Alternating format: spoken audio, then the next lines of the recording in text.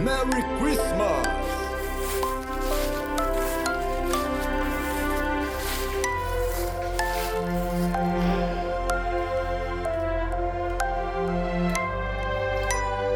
Well, it's fall.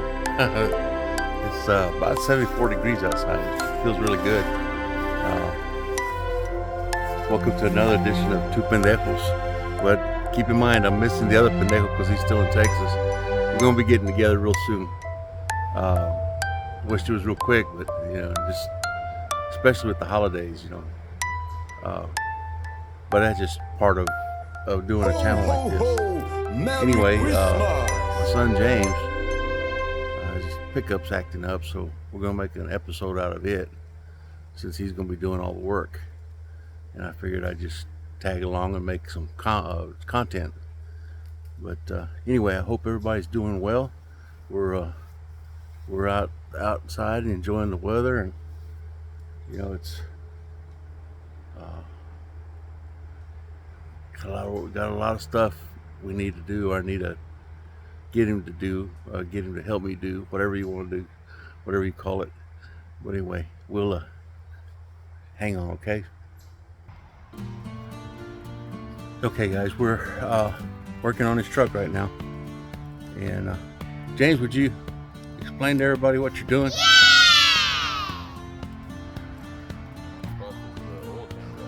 All right, hang on. Okay, you're in the process of an oil change? That is correct. Okay, now why are we doing an oil change? Other than it needed it, but...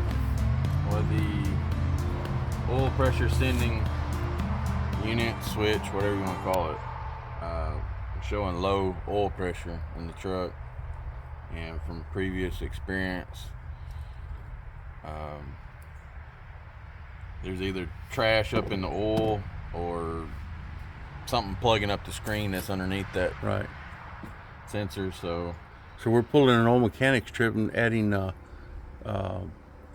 transmission fluid. I added transmission fluid to it, and then got it up to temperature and ran it for about 10-15 minutes, and then just drained it out. And about to swap oil filters. And me personally, I always put oil back in the filter. Right. That's the way to go, in my opinion.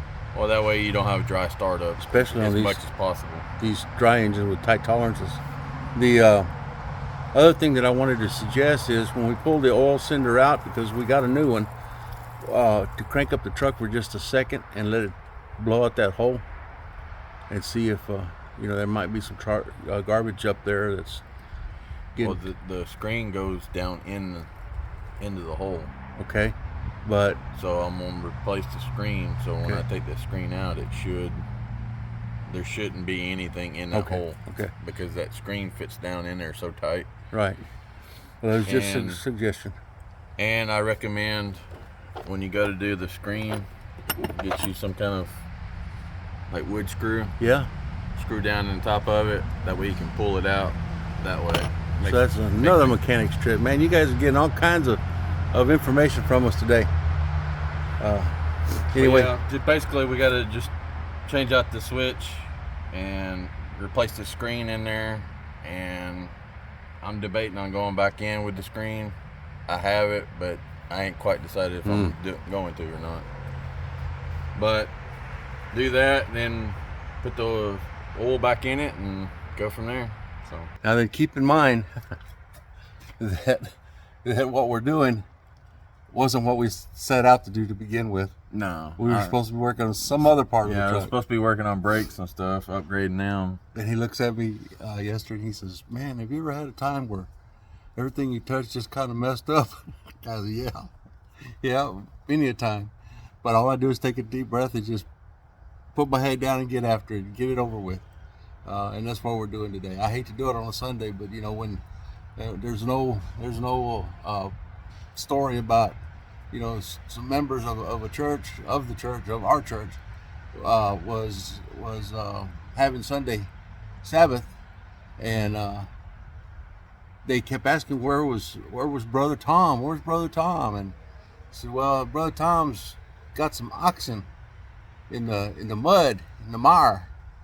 And So the preacher, he calls the meeting, and he says, they asked him where you going. So, well, you're not supposed to do any work on Sunday, but every now and then there's an oxen in the mire, and then you got to get it done. So that's what's going on here. Anyway, stay with us.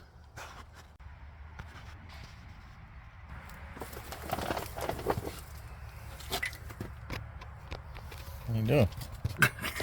Trying to see what you're doing.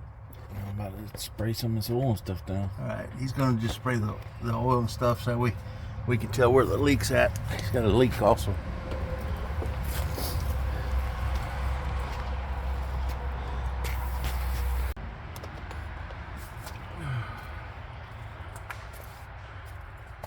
Pretty hard to get to, son? Well, it's been a minute since I got to it, but it's got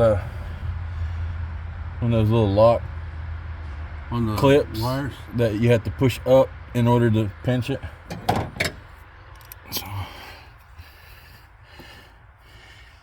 I mean, don't get me wrong, it ain't necessarily easy to get to, but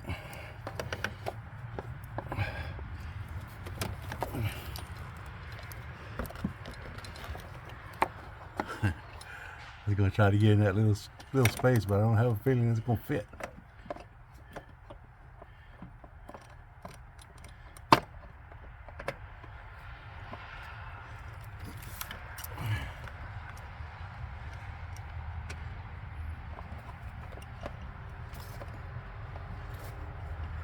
So he's already dropped the oil out of the crankcase, and we're going to go to the parts store and get a new drain plug with a washer on it.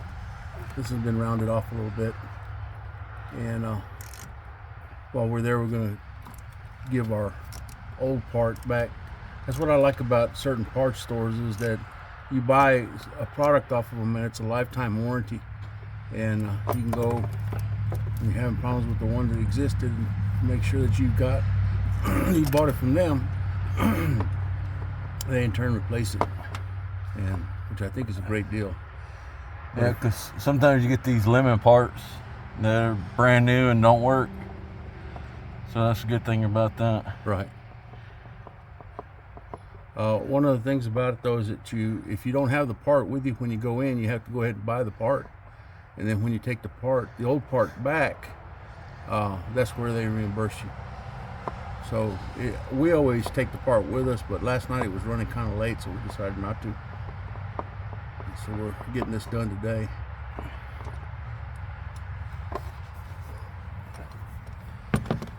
There it is. There it is. Don't look like much, but I promise you it creates a hell of a lot of problems, man. And you know that the GMLS family has problems with this particular sender.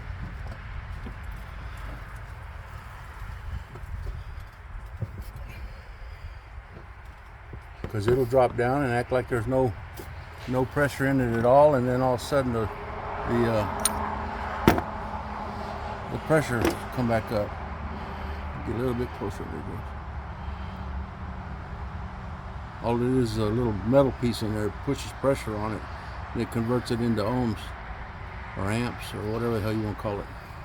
But that's what we got to replace. So it's off to the parts store we go.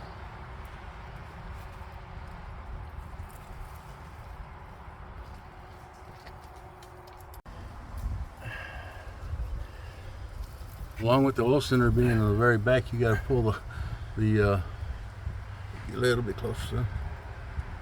The filter out of it. That one looks like it might have some kind of a grid on it. But this is that screw that I was telling you about. You just stick it down in the hole and thread it in slightly. It'll grab at the bottom of it, and then you just pull up, and that's the easiest way that I've found to get the filter out. All right. Well, we got it out, so we've got to replace it.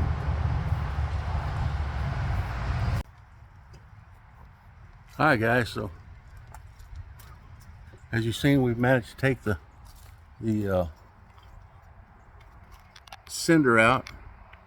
We've also taken the filter out of the cinder. Basically, all it does is it's got, you have to excuse me, I'm new to this stuff. It's got a little diaphragm inside of there. Once the oil pressure builds up in the system, it builds it up there and it pressurizes that diaphragm. The diaphragm is on an ohm scale. Whenever that ohm goes up, it reads, and when it goes down, it reads. Now, this one here was reading 0, and then you get in the truck again, and then it would read okay. We've pulled the filter out of the one that filters this one, and it looked a little dirty, but you know what? Just a minute grain of sand could plug this thing up, and you can have problems. If you ever run into this situation, shut your car down and find out if you, in fact, you do have pressure or you don't. And that's something that he did, is he shut the truck down and said, hey, something's not right here. We cranked it up, still 0 pounds of pressure, and we went to mess with a few things. We're certain that this is the problem. So we're gonna go get another one and put it in it right quick. We'll let you know how to. Yeah, and don't forget to check your oil level. Make sure you got oil in it. Yeah, if you've got oil in your vehicle and it's not knocking, 9 times out of 10, this is what it is. But we're professionals. Don't quote us on anything that we do here, okay?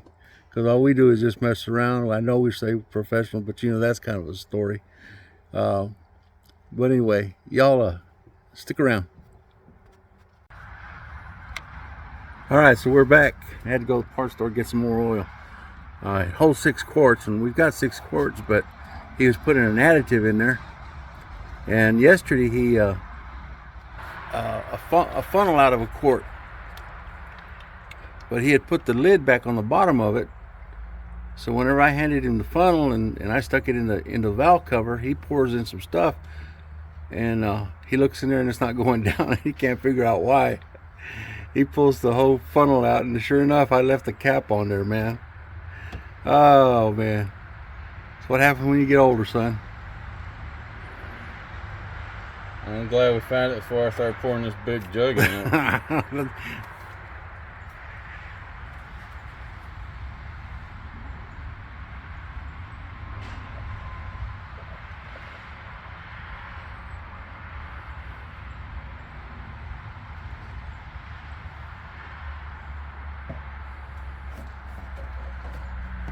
He had mentioned something about changing out the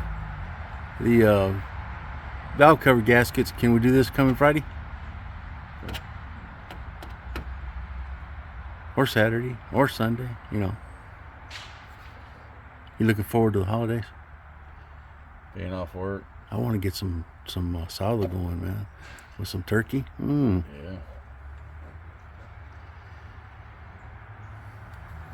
You can look at me and tell I ain't skipped a meal. Yeah. James is going to using this, what's it called?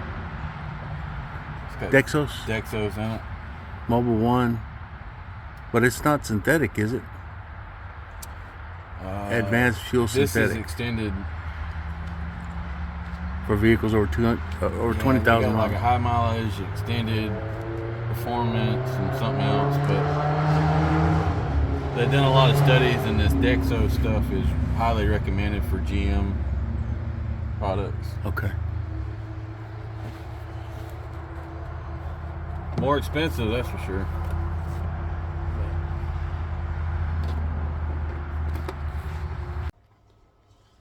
And guys, that concludes an episode of we're going to call it a Christmas special. How about that? Of the Two Pendejos. That was me and my son James, my youngest son, working on his truck. And like I said, Doc's in Texas. I'm here in Alabama. So somehow or another, we're going to make this work.